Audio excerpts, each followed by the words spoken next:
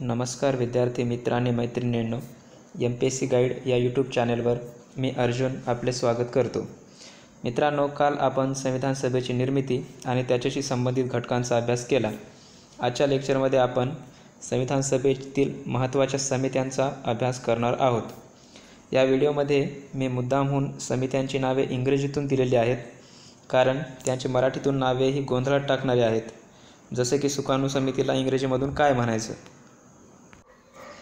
मित्रांनो, आज आपण जो घटक अभ्यासणार आहोत त्यावर जोड्या लावा टाईपचे प्रश्न विचारले जाऊ शकतात किंवा खालीलपैकी कोणती जोडी बरोबर आहे किंवा कोणती चूक आहे अशा प्रकारचा प्रश्न विचारला जाऊ शकतो. तर मित्रांनो, सुरू करूया आजच्या लेक्चरला. आजच्या लेक्चरमध्ये आपण मेजर कमिटीज, त्याच्या सब कमिटीज, मायनर कमिटीज आणि ड्राफ्टिंग कमिटीविषयी अभ्यास करणार आहोत. सर्वप्रथम पाहूया मेजर कमिटीज कोणत्या होत्या आणि त्यांचे अध्यक्ष कोण होते. पहिली कमिटी आहे युनियन पॉवर्स कमिटी. त्याचे अध्यक्ष होते जवाहरलाल नेहरू. दुसरी आहे युनियन कॉन्स्टिट्यूशन कमिटी. त्यांचे अध्यक्ष होते जवाहरलाल नेहरूच. प्रोव्हिन्शियल कॉन्स्टिट्यूशन कमिटीचे अध्यक्ष होते सरदार पटेल. ड्राफ्टिंग कमिटी आपण जाणतोच, त्याचे अध्यक्ष होते doctor BR Ambedkar. Advisory committee on fundamental rights, minorities and tribal and excluded areas, यांचे अध्यक्ष होते सरदार पटेल. ही जी ॲडवायझरी कमिटी होती तिच्या 4 सब कमिट्याज होत्या. त्या पुढीलप्रमाणे आहेत. पहिली आहे फंडामेंटल राईट्स सब कमिटी. मूलभूत अधिकारांशी संबंधित ही उपसमिती होती. तिचे अध्यक्ष होते JB कृपलानी. दुसरी अल्पसंख्याकांशी संबंधित सब कमिटी होती मायनॉरिटीज सब कमिटी. तिचे अध्यक्ष होते HC मुखर्जी. तिसरी कमिटी होती NEFTA, north east frontier area, जो आजचा आपण अरुणाचल प्रदेश म्हणून ओळखला जातो, तो नेफ्टा. आणि आसाम एक्सक्लुडेड, आसाम वगळून, आणि पार्शियली एक्सक्लुडेड एरियाज यांच्याशी संबंधीची उपसमिती होती. तिचे अध्यक्ष होते गोपीनाथ बारडोलोई. लक्षात ठेवण्यासाठी आपण असा विचार करू शकतो की गोपीनाथ बारडोलोई हे आसामचे रहिवासी होते आणि ह्या सरनेमवरून, बारडोलोई ह्या सरनेमवरून आपल्याला क्ल्यू येऊन जाईलच. त्यानंतरची कमिटी आहे excluded and partially excluded areas other than those in Assam. म्हणजे आसाममध्ये जे एरियाज होते त्यांना वगळून जो काही भाग होता त्यांच्याशी संबंधित जी उपसमिती होती, त्या भागाचा अभ्यास करण्यासाठी जी उपसमिती होती त्याचे अध्यक्ष होते AV ठक्कर. समोर पुन्हा मेजर कमिटी दिलेल्या आहेत. त्यामध्ये आहे रूल्स अँड प्रोसिजर कमिटी. तिचे अध्यक्ष होते doctor Rajendra Prasad. States committee, तिचे अध्यक्ष होते जवाहरलाल नेहरू. इथे कदाचित आपल्याला कन्फ्युजन होऊ शकेल की स्टेट्स कमिटी ह्या समितीचे अध्यक्ष कदाचित सरदार वल्लभभाई पटेल असायला पाहिजे, कारण राज्यांचं जे त्यावेळेसचे जे तत्कालीन प्रांत होते त्या प्रांतांना एकत्र आणण्याचं खूप महत्त्वाचं काम सरदार पटेल यांनी केलं होतं. मात्र इथे जी स्टेट्स कमिटी आहे तिचे अध्यक्ष होते जवाहरलाल नेहरू. त्याच्यामुळे गोंधळून जाऊ नये.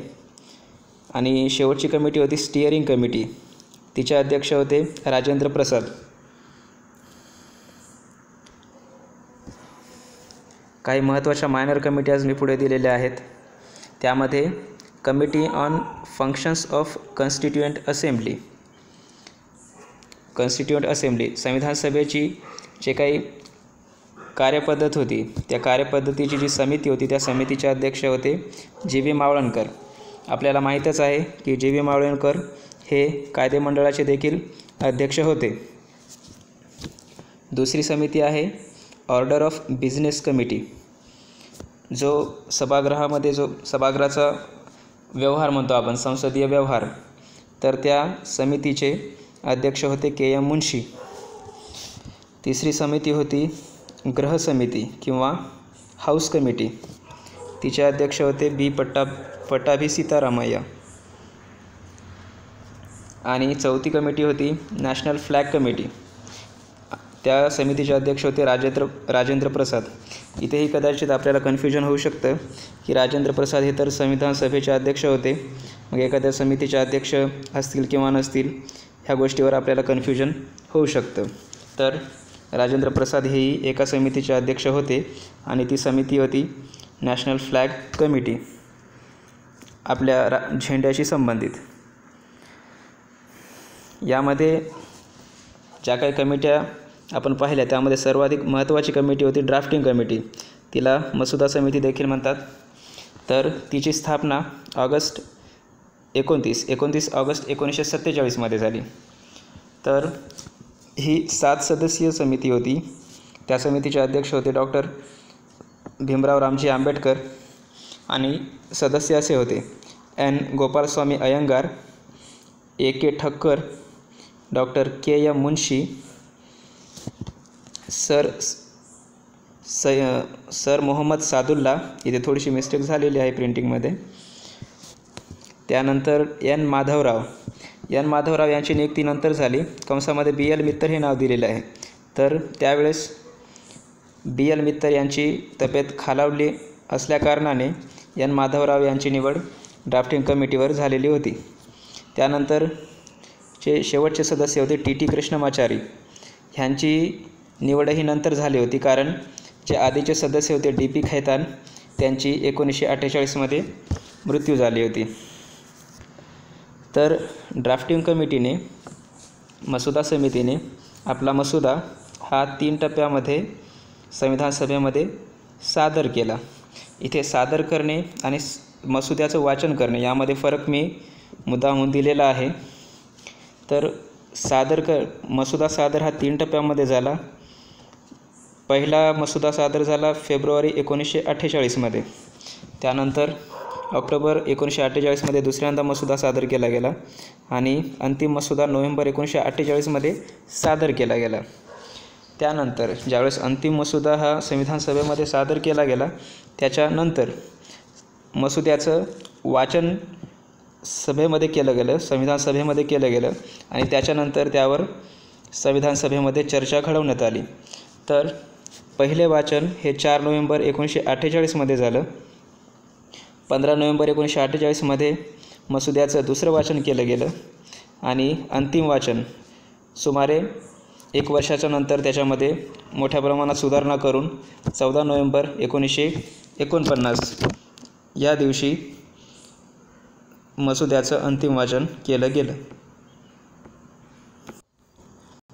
विद्यार्थी मित्रांनो, प्रिलिम्स 2016 ASOच्या प्रिलिम्स 2016 आपण आज जो घटक अभ्यासला त्यावर एक प्रश्न विचारला गेला होता की संविधान सभेतील मूलभूत हक्क आणि अल्पसंख्याक समितीचे अध्यक्ष कोण होते.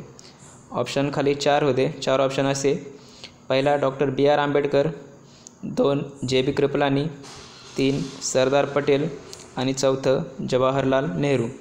तर ह्याचं उत्तर आहे पर्याय 3 सरदार वल्लभभाई पटेल. तसेच याच घटकावर 2015 STIच्या प्रिलिम्समध्ये एक प्रश्न विचारला गेला होता. तो पुढीलप्रमाणे आहे: कोणत्या समित्यांमध्ये डॉक्टर BR आंबेडकर यांनी सदस्य म्हणून कार्य केले होते. त्याच्यामध्ये ABCD असे 4 सब ऑप्शन्स दिलेले आहेत आणि मुख्य पर्याय त्याच्यानंतर आहेत.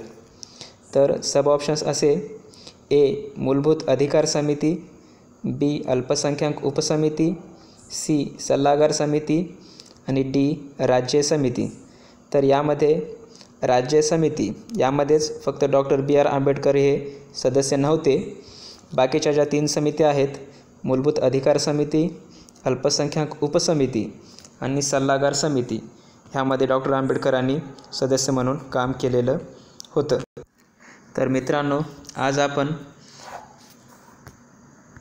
संविधान सभेशी संबंधित महत्त्वाच्या समित्यांचा अभ्यास केला आणि परीक्षेच्या दृष्टिकोनातून जे काही महत्त्वाचे पॉईंट्स होते ते पॉईंट्स आज आपण अभ्यासले. तर मित्रांनो, तुम्हाला आजचा व्हिडिओ कसा वाटला हे आम्हाला नक्की कळवा. तुमच्या अभिप्रायाला आमचे प्रथम प्राधान्य राहील. आणि आमच्या यूट्यूब चॅनेलला सबस्क्राईब करायला विसरू नका. धन्यवाद.